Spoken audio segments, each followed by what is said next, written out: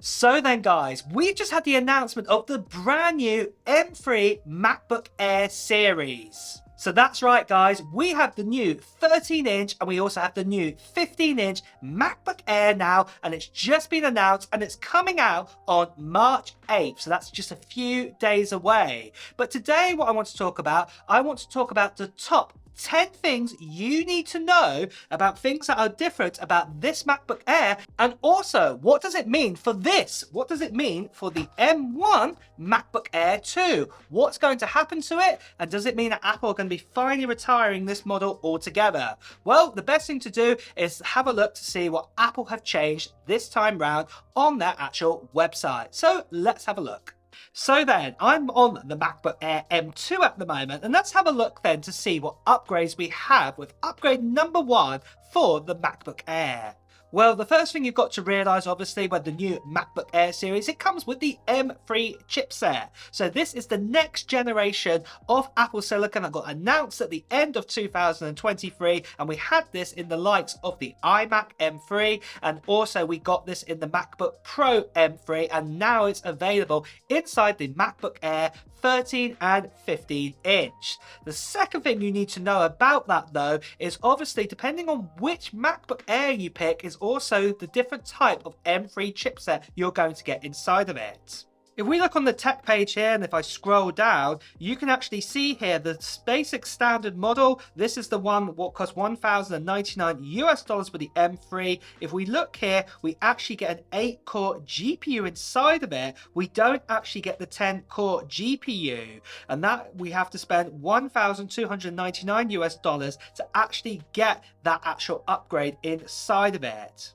But strangely, we had this before last time with the M2 for the 13-inch and also the 15-inch. So if you actually pick out the 15-inch MacBook Air this time, you actually get that standard 10-core GPU. You don't get an 8-core GPU option at all. It comes with the 10-core as standard, the most powerful standard type of M3 chipset. You don't get a binned version. So do be aware of that. And that leads me on to the third thing to mention here. You can still buy the M2 option inside the MacBook Air like I've got here. It came out in 2022, but it's only available on the 13-inch model. So if we have a look here on the 15-inch one, you can see we can only pick the M3, but if I flick over here to the 13-inch model, you can see we have the M2 option, and you have the choice there between the 8-core GPU and also the 10-core GPU. But with that though, you do get an extra amount of storage inside of it. You actually get 512 gigabytes of SSD storage for $1,199. So the M2 option is still available. It is a bit more cheaper this time round.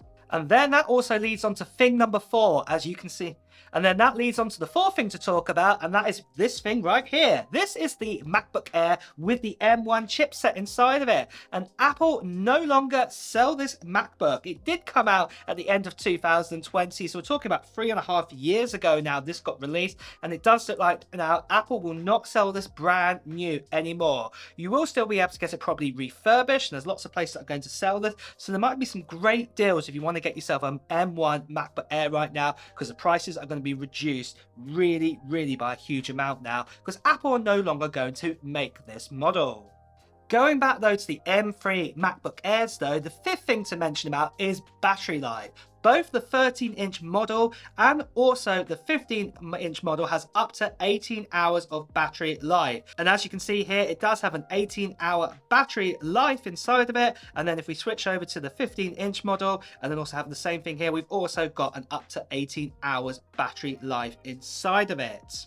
And then the sixth thing to talk about is, funny enough, is the actual chargers that come with the MacBook Airs, depending if you get the 13-inch or the 15-inch. With the 13-inch, you get the choice of either a 30-watt charger here, and this is one that comes with the M2 and M3 8-core GPU, but then if you get yourself the M2 M3 with a 10-core GPU, you actually get the 35-watt dual-port USB charger instead of that. But you can also pick this out if you do want this with the M2 and M3.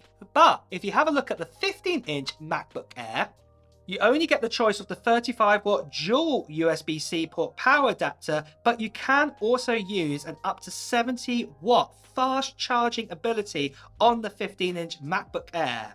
So this means it will actually speed up your charging on your MacBook Air. So if you do really want fast charging, then maybe the 15-inch MacBook Air might be the right choice for you.